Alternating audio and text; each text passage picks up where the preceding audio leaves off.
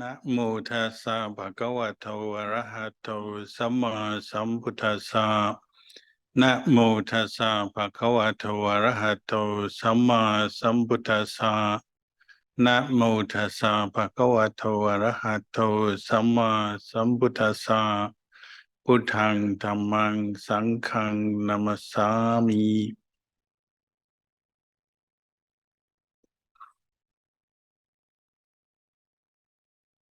And blessings, good evening.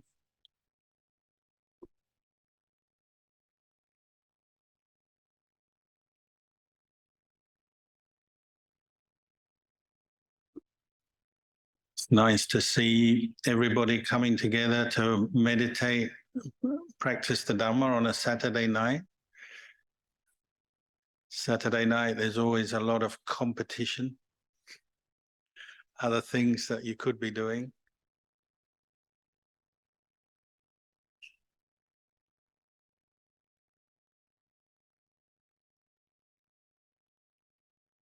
So we've been practicing meditation for a few days together now.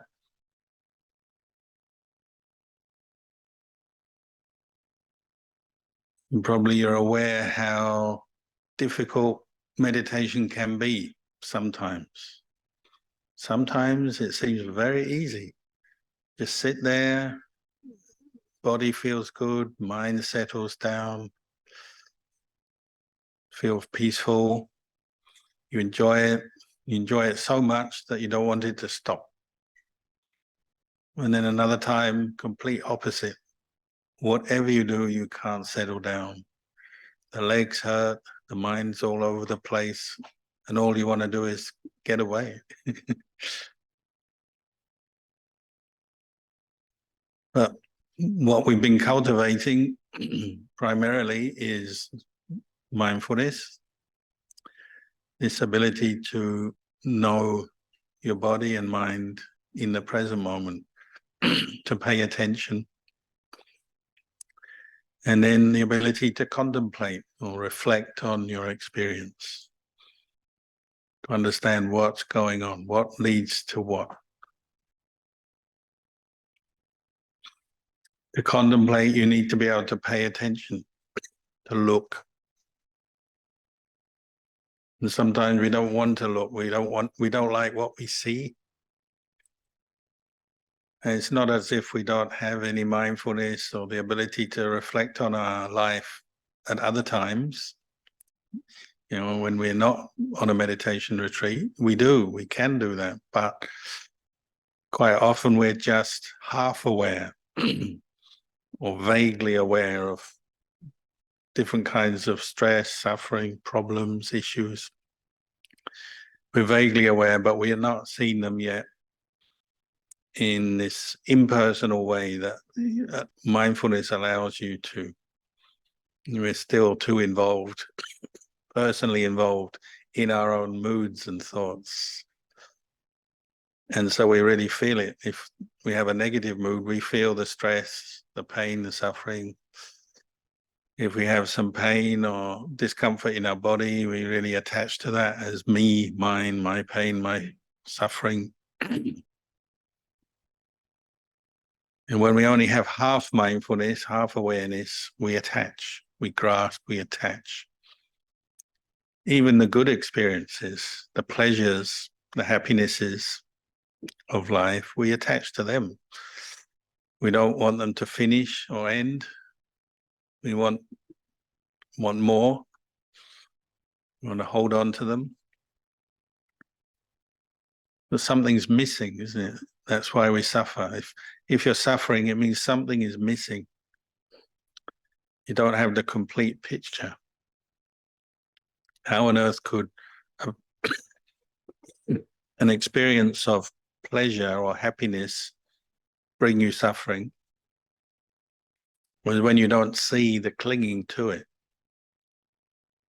If you cling to something, when it changes, when it disappears, when it changes its form, its nature, you suffer. Because you don't see the impermanence, the transient nature of that experience. So what's missing is the wisdom or the insight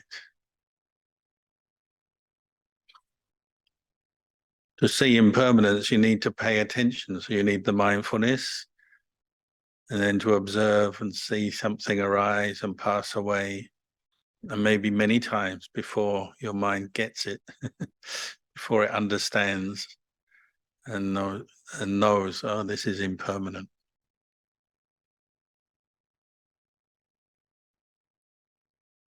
So when we're not fully mindful, and we're not seeing impermanence, we're not seeing the unsatisfactory side of experience, we grasp at it as me, mine, myself, fills the mind.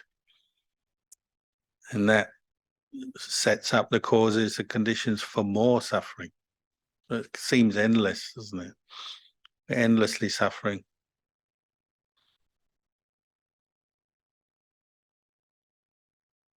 So the Buddha encouraged us to develop more mindfulness and reflect and develop more insight over and over again. So when we come together like this for a retreat, we have a chance to do it really well. Even though it's difficult, it's challenging, we have a real chance to sort things out, understand things better, clean things up. It's like coming to your spare room in your house that you haven't entered for a long, long time when you come on retreat, and you open the door and already things are falling out of the door on top of you, and there's dust and cobwebs because you haven't been in there for a long time. You just shoved everything in and you shut the door and hope for the best. And we do that in life, don't we? We have a problem, some kind of dissatisfaction, some anger, some sadness, and we just push it away to one side without really understanding it. Or we try and cover it over with something else. So we look for pleasures and distractions. When we're not very mindful, we tend to do that. So we're always pushing things away, pulling this towards us, something that will give us a bit of pleasure, change our mood. Then we push what we don't like away. So it's this kind of pushing and pulling all the time. It's quite tiring when you watch it. The thing is, we don't notice. It just happens and we don't realize what we're doing. We just stuff everything in that dark room and close the door. Now we're opening the door, going into the room to sort it out and tidy it up. Well, that's hard work, isn't it? Nobody likes tidying up a dirty old room full of dust and cobwebs and junk and this and that. And you get a few bonuses along the way. You clean out the room out, you'll find something that has some meaning for you, and maybe that's good. But you also have to wade through all the junk as well. And our mind is like that. You start meditating, maybe your meditation goes quite well in the sense you become more mindful, turning attention inwards. But what happens as soon as your mind becomes more peaceful, more settled, things start to come up. Memories of what we like and don't like come up. Even if you're sitting in a room totally peaceful, nobody's bothering you, you remember something that sets you off, and you have some anguish coming up, some fear, worry, some desire. It's actually because you're more peaceful than usual. So it's actually part of the process of meditation, opening up to the truth, getting to know your own mind. So it's a good thing. But you need the patience and the endurance to deal with it, not to run away. And especially in the beginning, that you have to build up that patience, that effort, so that you don't run away.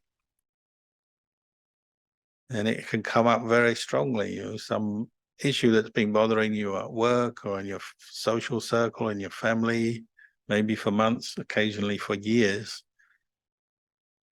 And now you're more peaceful, it will come up very strongly. And sometimes people make the mistake, they say, oh, meditation is making me suffer more than normal. It's not. It's you're just seeing what's there. Now you're seeing, you've gone into your room and you're seeing what's in there. The room was always there. The junk in the room was always there. It's just now you're seeing it. And so you misunderstand and say, oh, meditation makes me unhappy or annoyed or full of, my mind becomes full of craving when I meditate. It's not the meditation doing that. It's already happening anyway. It's just now you're getting to know what's there. So well, that's why we need lots of patience when we meditate, because you're learning and finding out. And not everything you find out is beautiful or good or pleasant. We're seeing mental defilements by their name. The name defilement doesn't sound very good, does it? Something that defiles, dirties, blemishes. It's a fault. It's something wrong with your mind. And now you're knowing that, you're seeing that, and it needs to be fixed up. So that needs patience. Just the same as when you go to the doctor, so many people, they're ill and they don't want to go to the doctor because they're just afraid of the treatment, the hassle, the possible pain, discomfort, all of that.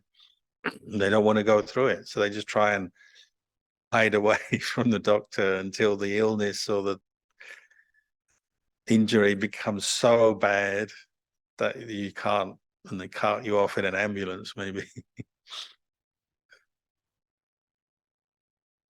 It's the same with our mind.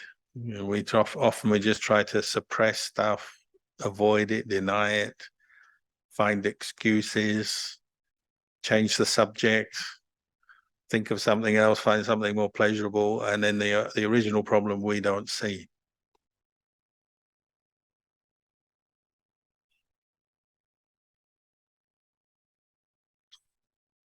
So this is why the Buddha said, practice mindfulness a lot.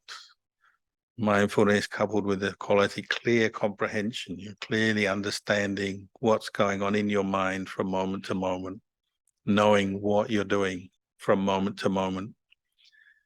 And this will allow some deeper wisdom and understanding to arise. Deeper meaning not just scratching the surface, seeing, oh, I'm suffering, I'm stressed, I'm unhappy, but actually getting underneath to see, what is this unhappiness I'm experiencing? What is defilement?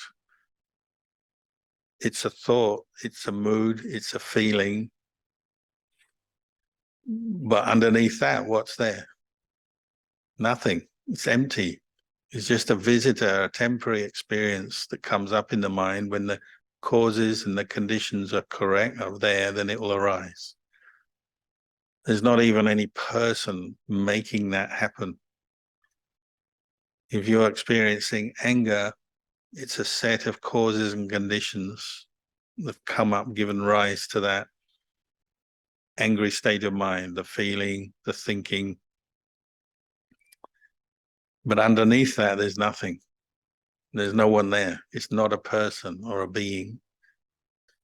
In Buddhist meditation, we say it's empty, empty of self. It's anatta, not self. The only way you can understand or see that, know that, is through directing your mind to pay attention to what's going on. We can read about it, discuss it, and that's helpful, but then you have to practice and you have to be willing to look at what you don't really want to look at. Attachment. Nobody likes to admit they have craving and attachment. You walk around, tell your friends, oh, I'm full of craving and attachment. It doesn't sound very good, does it? Well, we all got it. It's just we don't recognize it. And now is your chance. You have a chance to really start seeing things, and things will bubble up and come up. So you may find you're quite irritated or annoyed or doubting or worrying about something. But it's not the meditation that's doing it. It's just your own conditioning. Now it's coming up and you're seeing it. But if you keep looking, you'll see these thoughts and feelings arise and pass away. They're temporary. We say anicca, anicca. What's temporary is not lasting happiness because it's temporary, it can't satisfy you. It's not self. There's not a permanent lasting self there. It's something that is temporary, that arises and passes away. So when you keep honing in on that, seeing that, knowing that, you're learning something, and you realize that you don't have to hold on to it anymore or identify, hold on with it, to it. You can let it go. And you get tired of holding on to what is hurting you or what's suffering. And this tiredness is not another kind of defilement. If it's coming from the right practice of mindfulness, investigation, insight, it's a tiredness of suffering, a natural conclusion or consequence of seeing the way things are and saying, oh, I don't want to suffer anymore, so you'll let go.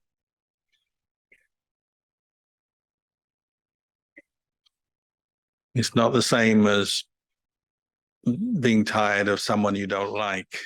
That's aversion. Oh, I hate them. I just want to get away from them. Well, that's still aversion. That's still defilement. That's not yet coming from mindfulness wisdom. That's just a normal reaction to things you don't like. Places, people, experiences. And that will continue. You know, it'll come up again. It will arise again somewhere else.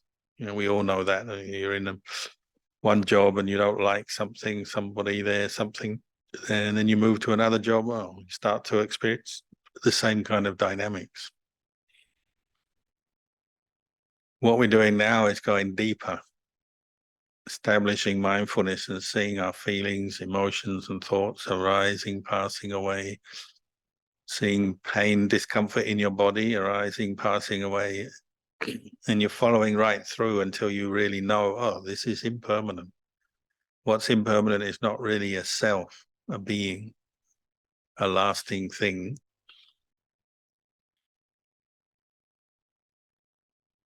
So this is your clearing out the junk from that storeroom that you've ignored for so many years.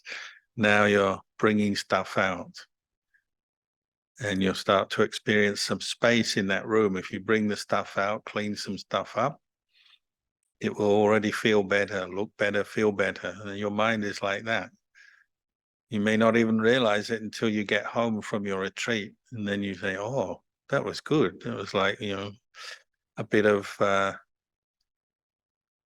mental rehab, clearing out, just like when you go on some kind of detox for your body, some kind of course of detox. Well, this is detox for your mind.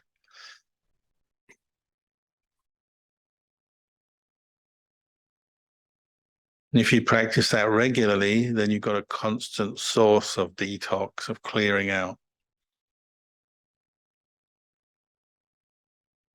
And we probably all experience the peace, the relaxation of meditation just temporarily. And in the beginning, that's good. And that's one benefit of meditation, but it doesn't last, does it? You have a peaceful meditation, what we call a good meditation, some samadhi, some calm. And that's helpful, and it's a very important part of the practice. But you have to accept it doesn't last. Watch how it fades away. You're peaceful now, and then later you're not. Or you're peaceful today, tomorrow you're not. So it's not the end of the practice. It's helping you develop mindfulness and patience and the strength of mind to see, to look more carefully at your experience, to see the impermanence of your experience. But that also takes practice. You have to keep observing, looking. That's also tiring. Practicing meditation to calm your mind is tiring. Investigating the Dhamma, seeing the arising and passing away of your experience is also tiring. But it leads to understanding, a deepening of your understanding. And some of that remains even when you finish your retreat, you go away. Some of that sticks. And that's the real benefit of your meditation practice. And real wisdom gives you a constant source of peace, a deeper kind of peace even than samadhi. So the highest happiness in Buddhism is a mind of wisdom that sees the true nature of phenomena, body, physical phenomena, mind, mental phenomena as impermanent, unsatisfactory, not self, the three characteristics. That gives a deeper peace than samadhi alone. Samadhi is good, but wisdom is even better. It's the brightest light in the world. We were talking about this earlier when the Buddha taught the Dhammacakkappavattana Sutta. If you read the translation of that, light arose in the mind of the listeners. Knowledge, vision, and light, aloka, arose. It's the light of wisdom, insight, clearly seeing the way things are. Like when you have this room full of junk, rooms that are full of junk are dark. The windows can't bring in light. Even if you turn the electric light on, it doesn't shine in there because it's full of junk. But when you clear the junk out, the light can shine in. So the Buddha said, this gives rise to light, to vision, to knowledge, to clear knowledge and vision of the way things are, the impermanent nature of things. It brightens the mind, and the brightest light in the universe is the light of wisdom. Nati panya sama apa.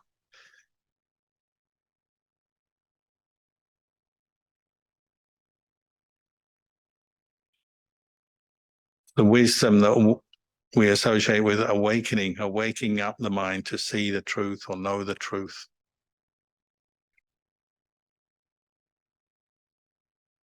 Literally, they say the features of the Buddha became radiant once he was enlightened. And there's stories of, say, like Venerable Mahakassapa, one of his most important senior disciples. Before he was a monk, he's walking along the road and he saw the Buddha sitting under a tree because he was looking for a teacher. And he knew this was his teacher because he saw the radiance of the mind of the Buddha. An enlightened mind is radiant. It's light, the light of wisdom. The room full of junk has been completely cleared out. And no attachment. You say emptiness, emptiness of not self. No attachment, so the mind is completely free, completely bright, illuminated. Whatever it contacts, it knows this is not self. There's no attachment here, nothing to attach to. So Mahakassapa saw the Buddha and knew, oh, this is a teacher, the radiance, the light, different than anyone else.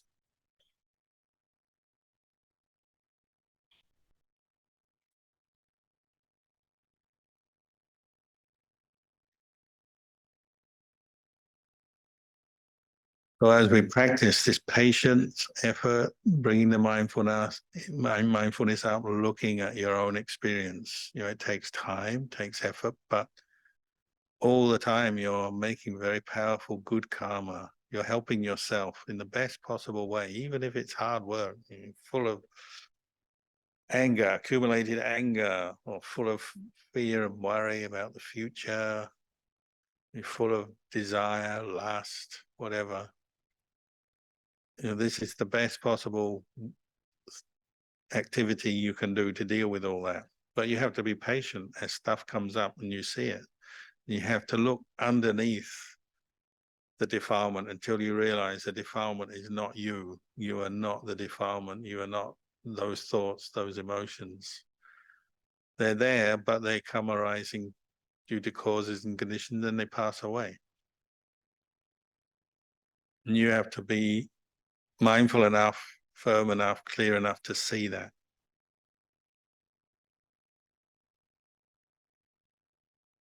Another problem, we meditate and we're always wanting the results because that's how we're brought up in the world, isn't it? We're always looking for the reward, the bonus, the paycheck, the thing we want. We're always focusing on what we want. And that comes into our meditation. We want the results. We want a mind that is peaceful. I want no thoughts, no suffering, no problems. I just want to be going around on my blissful little cloud all day. And that can be an obstacle because we're now focused on getting results. And if you don't yet experience those results, you'll be disappointed with yourself, with the meditation, maybe with the teacher, with Buddhism, whatever. You know, disappointment slips in, but it's conditioned or caused by wanting results and not getting them. You have to go below the disappointment and this thinking of results and see the problem is the wanting.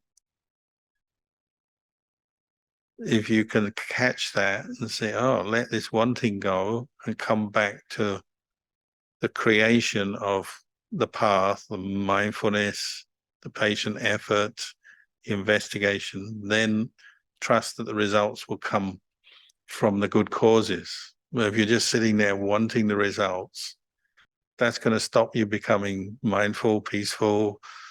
It's actually, you know, an obstacle to what you want. The wanting is the problem.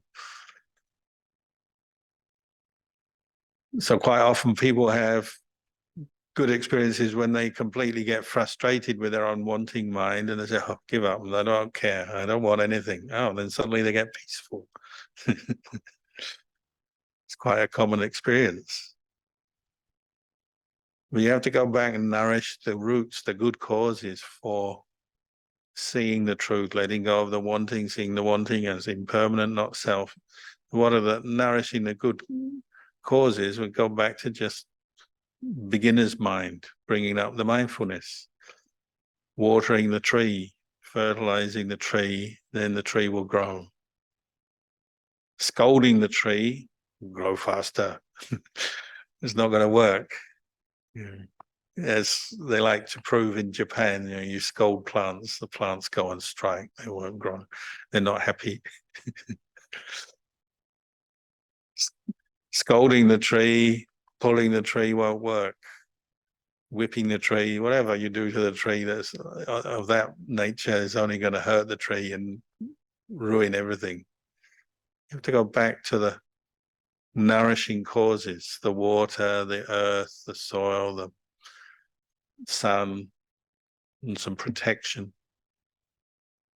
Then give the tree time to grow. If you're sitting there, just grow, grow, grow, and then you scold the tree. This tree is useless. You know, it's not growing fast enough. No leaves, no fruits, nothing. You only destroy it. You only make life harder. And we do that in meditation. You're sitting there, you know, my meditation is no good. I've got no merit, no barami. And then we want to give up. Try and catch that. That's where you bring the mindfulness out, or catch the wanting mind, the discontent, even with meditation. You've already been experiencing, you know, at work, family, all the other things we do in life. Now it will come up in meditation. So now is your chance to catch that habit and start letting it go. Don't follow it.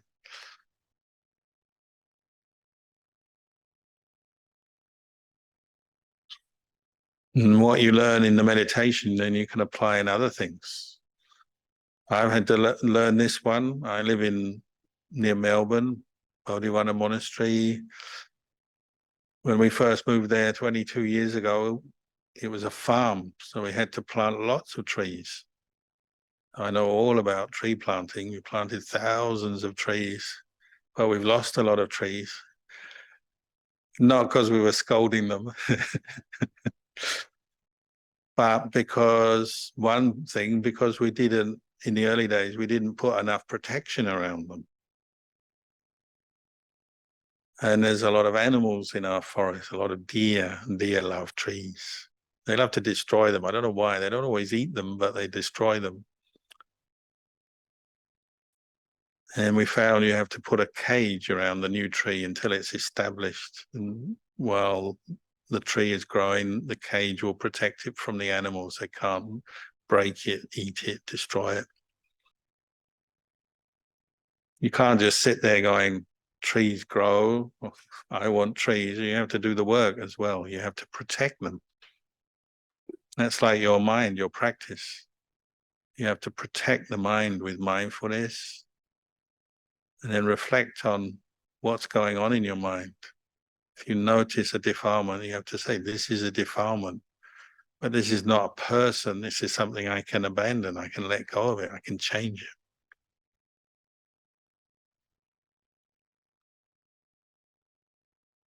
One year we got so fed up planting trees and watching them get eaten. We went to the nursery, the tree nursery, said, what do the deer not eat? And they said, oh, this one. And they gave us, they said, really? I said, yes. Okay, we want 100. Only got them small, only a couple of dollars. We got 100 of them, planted them everywhere in lines of them, trying to make gardens and rows next to the road. Came out first day, maybe 20% gone. I thought nothing ate these. We hadn't protected them. We just planted them.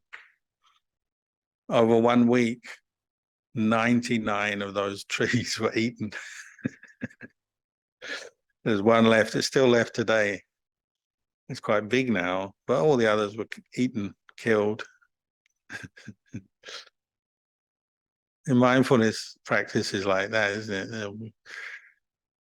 Maybe one bit of mindfulness will get through, and then there's all these other times when you're just caught up in your wanting, your craving, your moods, your defilements. If one gets through, well, better than nothing. It's a start. We have to do better protection, don't you? You have to protect the trees, to water them, nourish them, fertilize them. That's your job. They won't just grow by you wanting them to grow. You have to do the work. Meditation, the same. You have to do the work. You have to preserve your mindfulness, protect your mindfulness. On the outside, we protect our mind through sila, precepts, stopping ourselves making suffering for ourselves and others through our actions, our speech. It's a bit like putting a cage around. And then you have to water the tree, meaning cultivate the mindfulness, practice, and then you have to investigate, develop some wisdom and understanding of what's happening in your mind. Just wanting peace, it's not going to happen. You can't just ask the Buddha for peace or ask the monk for peace. You have to create the right causes through your practice, and that's the hard part. That's why you need patience. In the beginning, lots of patience, effort.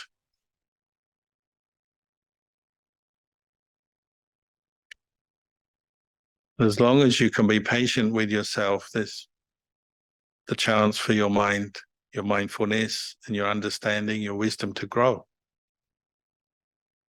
Your practice will improve. You'll find you experience more peace, more understanding. You'll know more.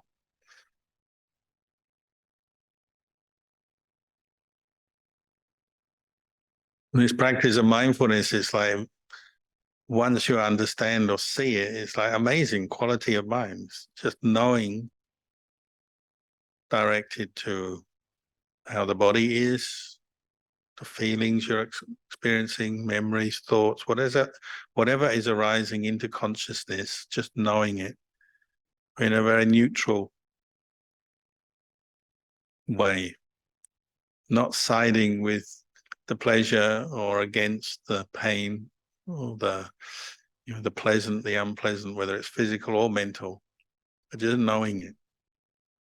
Mindfulness is like that, just knowing this feeling is like this thought is like this, and seeing it arises, it passes away.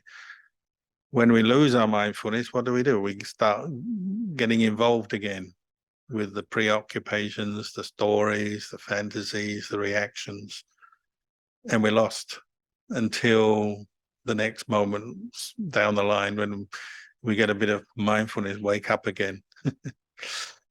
It's like that all the time, isn't it? Even in one meditation, you're in and out of mindfulness, as it were. There's moments when you're mindful, it makes sense, you can see what's going on in your mind, and then you're lost again, maybe falling asleep or just caught up in the stories and the trains of thought. So it's very frustrating at first. You have to be patient. But out of that patient effort and the effort to bring up mindfulness, then some knowledge and vision, some understanding arises. And if you keep doing that, the teachings of the Buddha make more and more sense in yourself, in your own experience, not just, they make sense on the page of a book or in someone else's words, but actually in your own experience, you start to know for yourself, these experiences of craving, attachment, greed, jealousy, fear, worry, anguish, they arise, they pass away. They're not really a self, a person, a being. Even your relationship to your own body changes. You can understand this physical body is constantly changing. It's not so much under my control as I thought. But letting go from wisdom, you know it. You go, oh, that's just the way it is. So you can accept it peacefully. When we're not very mindful, we react. I don't want this. I don't want this pain. I don't want this problem, this illness, this condition I've got. When we attach to it, it becomes suffering, doesn't it? I've got to get rid of this. I've got to be cured. I've got to sort this out. What did I do? Will I do? Fear, worry. Mindfulness is this quality. It means in the middle, brings with it equanimity, meaning in the middle towards your experience. So neither for nor against, but just knowing. When you have mindfulness, then wisdom can function. You can contemplate things. So they go together as a pair. And we have to train in both. Train in mindfulness and train to contemplate. Like the Buddha said, often you start with very small things. So, one thought. Is this thought really you, a person? It comes up, it goes away, it's gone. In one day, how many thoughts? Thousands. Start with one thought or one sensation in the body. Just observe, oh, that itch came and went. That painful feeling in my leg came and went. That feeling of heat or cold came, it went. Start in small ways. And then you build up experience as you observe the truth of your own physical body and then your mental activity.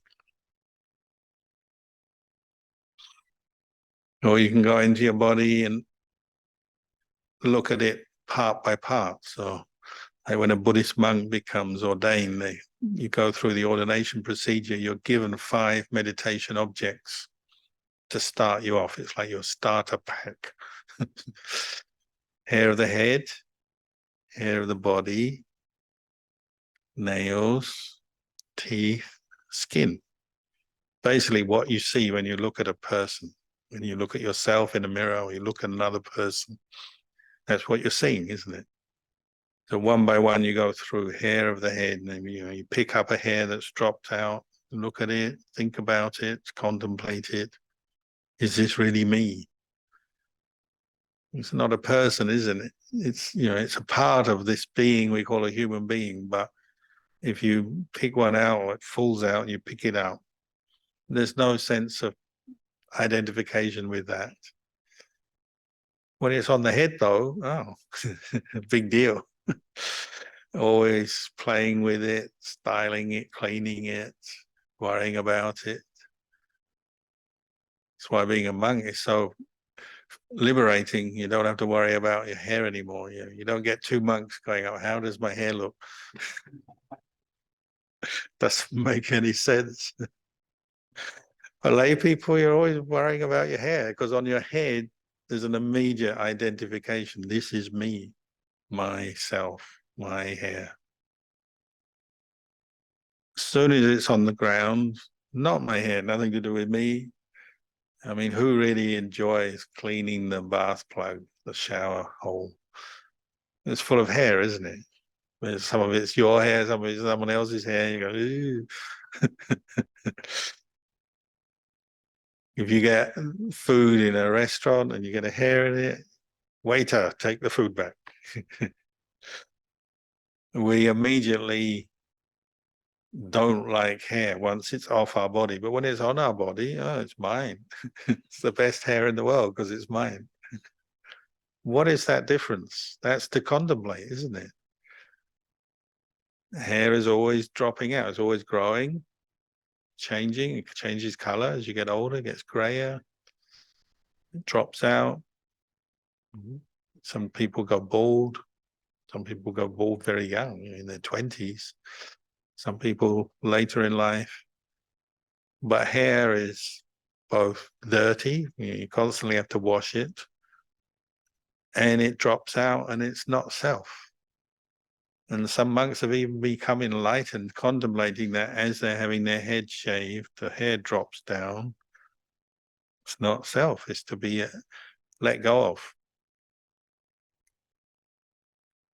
And you go through all the parts of the body, the hair of the body, the skin, even skin. If you have dandruff or you rub your skin, bits, flakes come off, you realize, oh, there's a lot of skin around. Most of the dust in the room is from human skin, isn't it?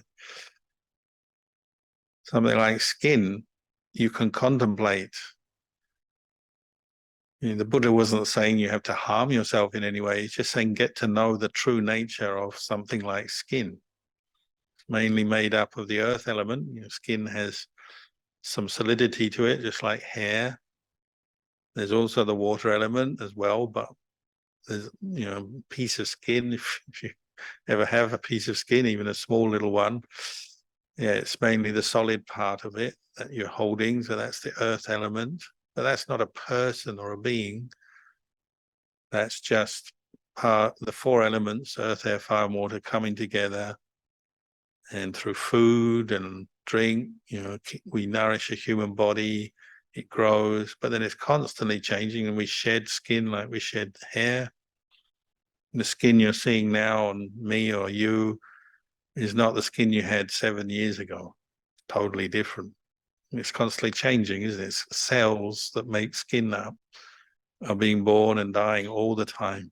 So the surface of your body is actually the dead stuff, the dead skin, which is why you can scratch it and flakes come off and it doesn't hurt.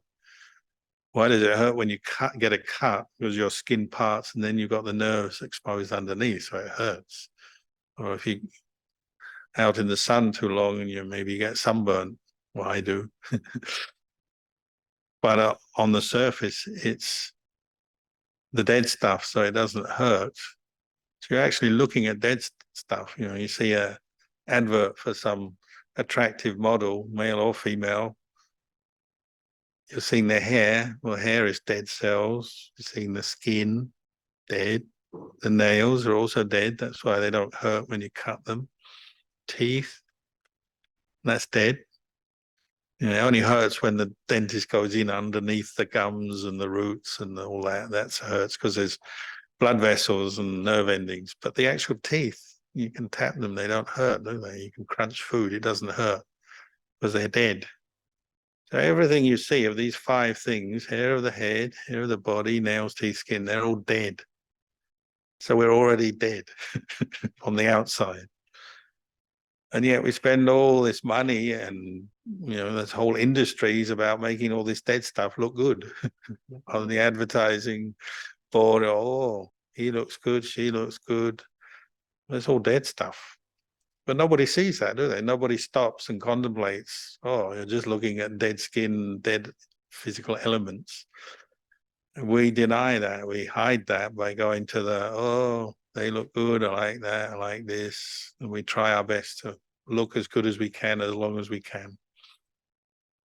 Now, with the advances of technology, we even do all kinds of, plastic surgery and stick things in and pull things out and cut things off and add bits and take bits away. That's what humans do. I mean, if you really turn it around, you can say all the Botox in the world is just proving that bodies are not self. It's anatta. But I'm not sure anyone's contemplating that. But this is what we can do, especially in a retreat. You've got a real opportunity to go a bit deeper under the surface of reality. Not go beyond the just I like this, I don't like that. To the physical elements are impermanent, not self. They're changing. The mental reactions to the physical elements, I like this, I don't like that, are constantly changing, arising, passing away. If you keep looking at that, the arising and passing away and changes of the body, the changes of the mind, the Buddha said you kind of keep looking, keep investigating. In the end, what do you have left? Nothing. Emptiness. You have a process of arising and ceasing of consciousness with thoughts and feelings, and then the body constantly arising and ceasing until one day, we pass away and we're buried or we're cremated. You're seeing emptiness, and you don't have to wait till the end of your life to do this. You can do it right now. If you're feeling really peaceful in meditation, you're already getting a taste of emptiness because you've let go. The opposite of emptiness is holding on and creating a self. But when you let go of that, then you experience the emptiness of the mind, the peace of the mind. That peace is tangible, it's inside, you feel it, it's something you can feel and know. It's not just a theory. It's actually knowing the mind that is calm.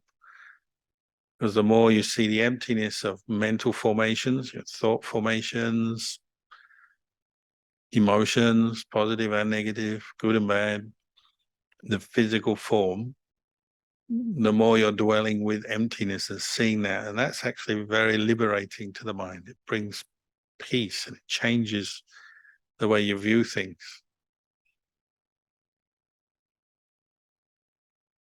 And this is you might say, a step-by-step process that we develop through this meditation. Keep cultivating the mindfulness, keep the sila to protect ourselves, cultivate the mindfulness, and then keep contemplating, investigating. This is what the Buddha has done. This is what all the enlightened monks, nuns, and laymen, laywomen since the time of the Buddha down till today have done. They had the patience, the faith, the willingness to practice. They were willing to keep going even when there were obstacles and disappointments. They kept going. And so they reached the highest goal. Liberation from the defilements, the letting go of greed, anger, delusion, and all the mental defilements that cause us suffering. It's possible, it's doable. And you're on that pathway. If you keep going, you'll also experience the same result.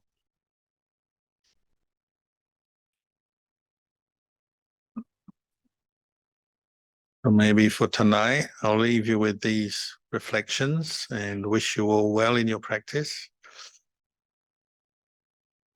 Han Dhammayam Ovadagatha Sadhu Karang Kadamase Sadhu Sadhu